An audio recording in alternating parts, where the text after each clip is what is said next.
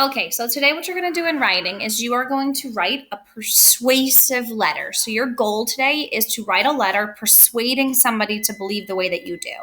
So your task, what you're going to do is you're going to choose somebody that you want to convince, and you're going to choose the topic. So make sure the person that you choose and the topic match up. So for example, if I want to write a letter to Miss Driscoll, well, it needs to be something that's going to affect the entire school. So Miss Driscoll to cancel all homework for the entire school. Or maybe for my teacher to allow more free time in class. So for Miss Summer to allow more free time. Whatever it is, your person you're writing has to match the topic you're trying to convince them of. You're going to come up with 3 reasons and 3 examples to support your opinion. You're going to write in the friendly letter format on slide 3. And I would like you to please read the model before you get started.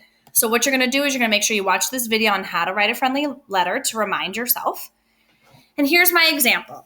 So I wrote, Dear Miss Driscoll. At the very top, I put the date. I did my greeting, Dear Miss Driscoll. And I'm going to start with my opinion, my clear opinion. Make sure I indent that. It is my belief that students should be allowed to bring toys to school. That's my claim. That's the opinion. That is what I'm going to try and convince Miss Driscoll to do. One reason I think this is because during indoor recess, there is not much to do. For example, if I had my toy to play with, it would be a lot more entertaining. My first reason, my first example. Remember, my example explains my reason. So there's not much to do. Well, I'll be entertained if I bring my toy. Another reason is it allows me to share with my friends. An example of this is at recess, I can let my friends play with my toy and we can all work together.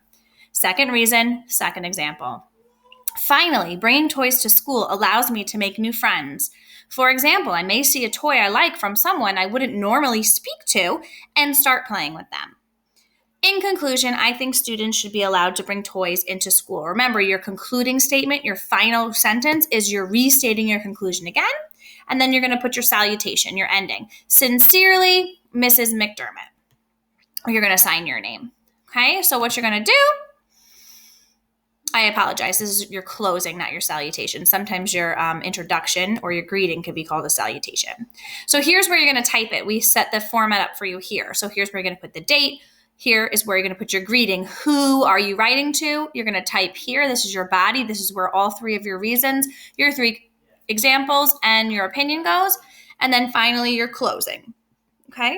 If you feel like you're finished, please don't say that I'm finished and just hand it in. Make sure you go through the checklist here.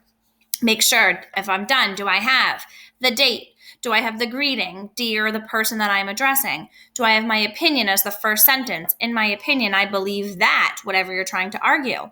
Do I have my first reason, my first example? My second reason, my second example? My third reason, my third example? And do I have a concluding sentence? You're just restating your opinion. For example, in conclusion, I think. Just restating your opinion again.